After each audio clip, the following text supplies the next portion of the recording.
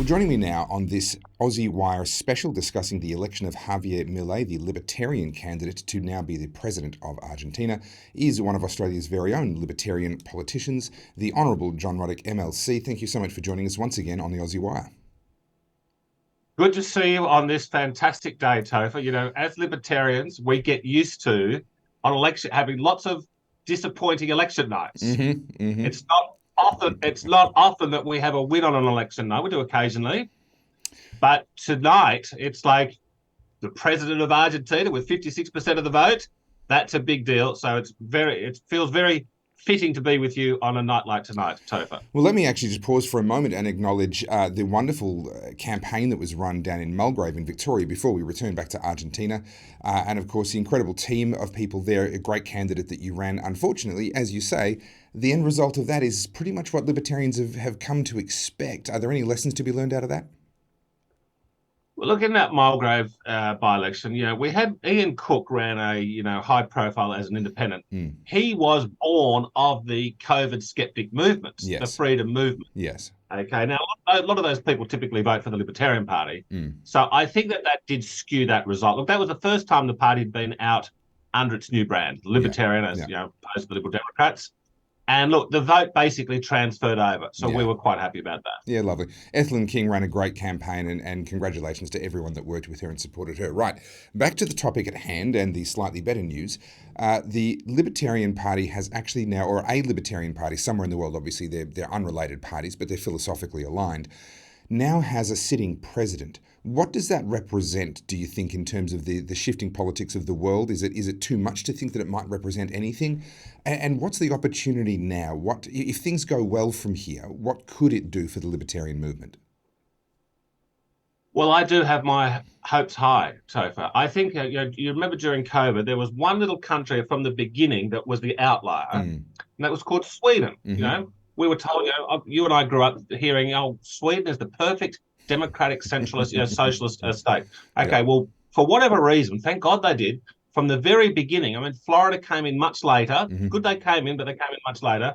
But Sweden, from the beginning, masks won't be compulsory, lockdowns were not compulsory, vaccines not compulsory, all good. So they provided an outlier, and it's a very valuable outlier. Now, what I think is going to happen here is that Javier Mille and the people of Argentina are going to provide a similar one-off case study to the rest of the world.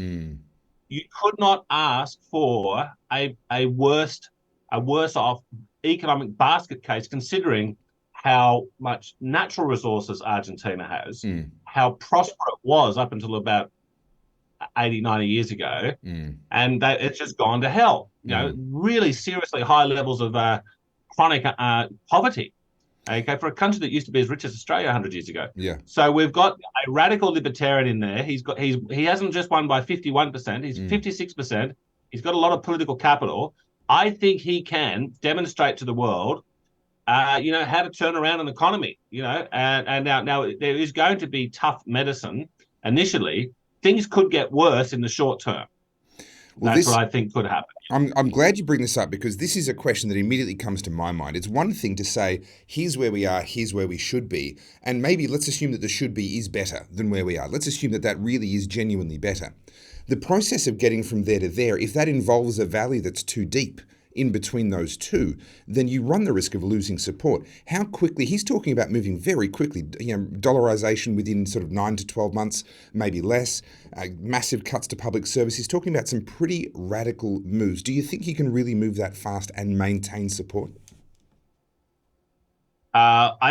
Well, what he needs is a big personality with a lot of charisma and a lot of rusted-on supporters, which is what he has. Sure. Now, when Margaret Thatcher came to power in 1979 and Ronald Reagan, and we look back at those two leaders as very good classical liberals. They weren't libertarians. They were libertarian-ish, but they weren't sort of capital L libertarians. They were classical liberals.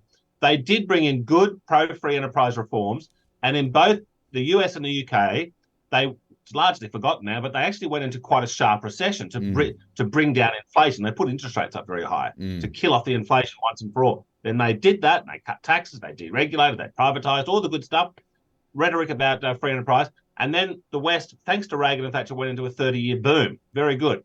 But the key thing is that when they applied the medicine, the free market medicine, initially it tasted bad. Yeah. And Thatcher, then there was a lot of speculation after 18 months that Thatcher's going to have to do a U-turn, which means go back on all of her policies. She says, no way on God's earth am I going to do a U-turn. Now, I really can't see Javier Mille ever doing a U-turn. They won't even speculate about it. Well, he's often compared to Trump, and we've seen headline after headline since his election, which was just the other day, of course. Here's our own ABC News Australia, far-right victory. They're classifying him as that now. Of course, coming from the ABC, that's intended as a pejorative term. We have the Guardian Australia doubling down on the same sentiment. We see comparisons between him and Trump. He's expressed an admiration for Trump and the stand that he's taken in standing up against an enormous amount of pressure globally. So is this guy just a Trump-light, far-right maniac that he's being portrayed? Is he a libertarian? Can they possibly overlap and be potentially... Is there overlap between far-right and libertarian? Well, look, with the Trump analogy, okay, so look, they are both flamboyant and they are both had successful careers before politics. They both came to politics having not calculated to be in politics their whole life, like most political figures. Yeah. And they both say what they think. Most political speech is so calculated. I can say this, I can't say that. Got to put this nuance there. Trump and Mille just speak their mind. Now, another thing they have in common is they both instinctively are pro-free enterprise and pro-freedom. Okay, and they've both come out and said that they think that global warming is BS. Now, that's what gets you labelled far right more than anything in the world today. Okay. You can come out and say anything you want. The global boiling that's their number one issue for the left, for the central planners. They love their global boiling, and both Trump and Mille have had the guts to come out and say they think it's junk science, and this is why they hate Trump more than anything else. Now, but look, there's a massive difference with Trump and Mille as well, and yes, they both had nice messages to each other today, which is all good. Mille is a very impressive intellectual figure. Okay, right. Mille is a very gifted economist. Yeah, Mille is someone who has spent his life reading big, thick books about history, philosophy, and economics. Okay, now Trump, who I am a proud supporter of Donald Trump, look, he's not an intellect. I think he's got very good instincts. This is why there are occasions when I will disagree with Donald Trump. Okay, sure. He doesn't seem to get it through his head the benefits of free trade. But look, they're also both anti-woke. So there are a lot of similarities at face value, but really they are quite different in reality. So looking at Mille, one of the things that struck me very early on as I first began to pay attention to him around the time of the primary that he performed well in, that then put him into this runoff election that he's just won, he talks about being pro-free trade, all good, and then in almost the next sentence, in almost the next question, he's cautioning and saying that he's actually going to seemingly reduce the amount of trade with places like China, places like Brazil. I won't have anything to do with communist countries, this sort of language. Is there a contradiction there? Is he parsing the difference between the public service and the private sector? Can we reconcile that, or is that an inconsistency? No, I think your point, the latter point, is the correct one. I saw his interview with Bloomberg, in which he talked about trade, and he says he's very pro-free trade. Now, he said that the private sector is welcome to trade with whoever they want. Right. He was saying his government, if he's elected the president, which he now is, he says he won't be having what the term he used when it's translated into English was pacts with the communist countries. Yeah. So I don't think he's not going to be doing like what Anthony Albanese did last week, going over there and having a big state dinner with the Chinese president. Sure. He's not going to be doing that. But now, I think it's easy to be supportive of free trade. The hard question is, trade is just like going on a date between two countries. Foreign investment is like a marriage. Right. You're actually invested long term in another country. The tricky bit, and look, generally speaking, I'm very much in favour of foreign investment. Okay, it's a good thing. It is a tricky question when we're dealing with like a lot of money from China. Yeah, and these foreign investors are in fact part of the state.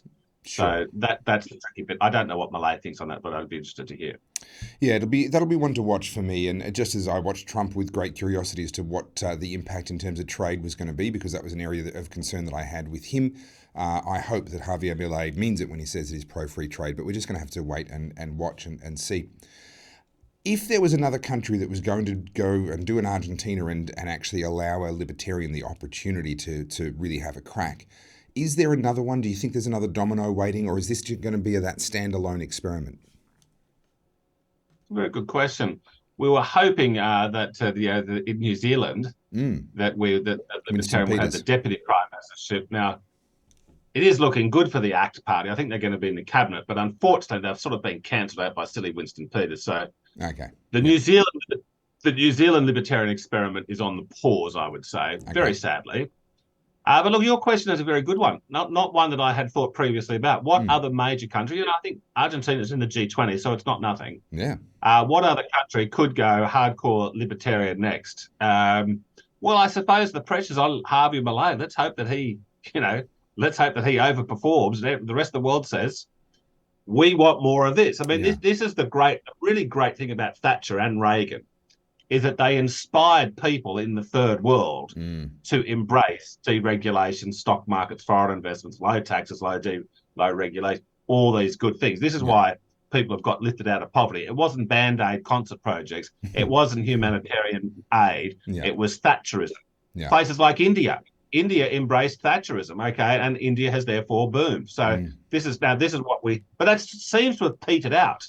You know, it was like 40 years ago Thatcher got elected. And people have forgotten about how bad things were before Thatcher and how good they were post-Thatcher.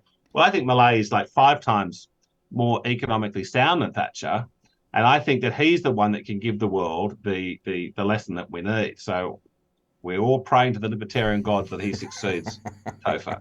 Oh, dear. Look, it's going to be fascinating. It's a popcorn moment for sure, just to sit back, wait and watch. I believe 10th of December is when he's sworn in as the President of Argentina, and we will all wait and watch with a great deal of interest. John Ruddick, thank you so much for joining us here on the Aussie Wire. Good to see you, Topher.